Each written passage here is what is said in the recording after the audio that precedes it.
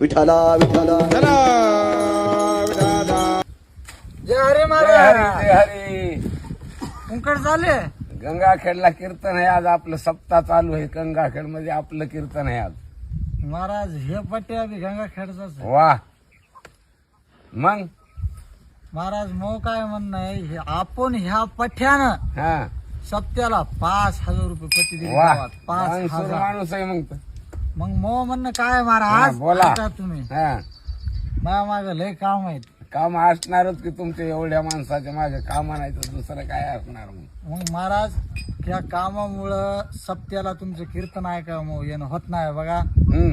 मग तुम्ही काय करा हा मग हिच्यात कीर्तन इथंच सांगा. वा अरे वा.